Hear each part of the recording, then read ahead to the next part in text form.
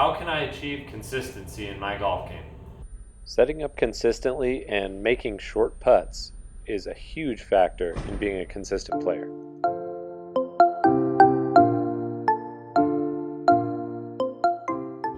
To get some good practice at home with putting, you're going to more than likely be limited to short putts, so you can work on your consistency of setup and your alignment.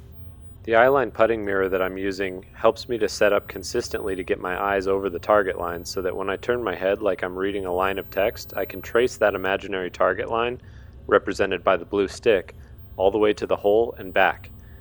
The goal here is to set up in a consistent posture that helps me to perceive the target line accurately. So now I'll demonstrate how to get into a good posture, some of the things that I like to see. If you reach your arms out in front of you and point the club straight out, and you can put the elbows together like you're trying to squeeze them together in front of your body, but in a relaxed way. And then you can let the club head kind of dangle. Support it with your wrist, but you'll see the way that my wrists have bent there. And then you bend over from the waist. And then you can make some adjustments to make sure that your feet are square to the target line, and you can shuffle your distance from you and the ball until your eyes are over that target line or right above the ball. If you have a mirror, you can use that black line in the center of the mirror for a good reference.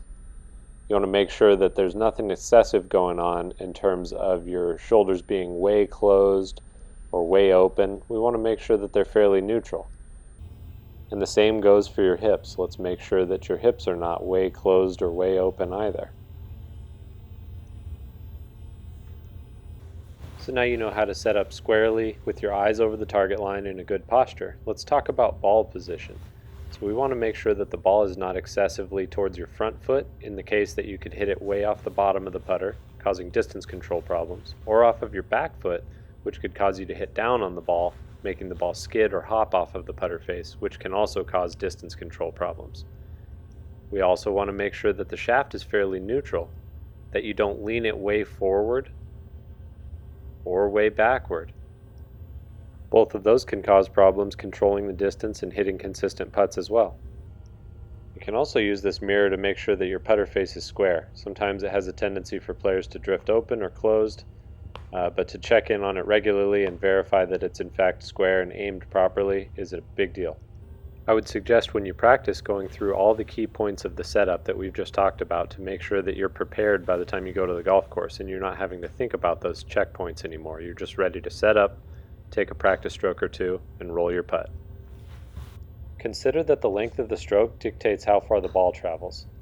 If the putter goes back and through a shorter distance, the ball won't travel as far. If the putter goes long back and through, it'll tend to travel farther. Try to match the backstroke length to the through stroke length.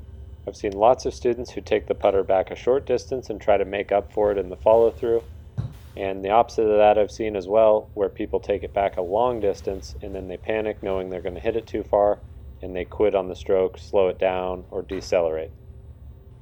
In addition to controlling the length of the stroke, you also want to control the sweet spot of the putter to make sure that you make good contact with the putt, and that'll give you a lot of control over where the putt starts and how far it travels. On the ground I've laid 2 alignment sticks for reference, and these will give you a good way to train your ability to control that sweet spot and make sure that you're not taking the putter back outside or inside. If you conflict with these sticks, they'll give you pretty good feedback that you need to work your stroke a little more in line with them. Play a game with yourself where you set a personal goal for the most consecutive putts made, and each day try to beat it.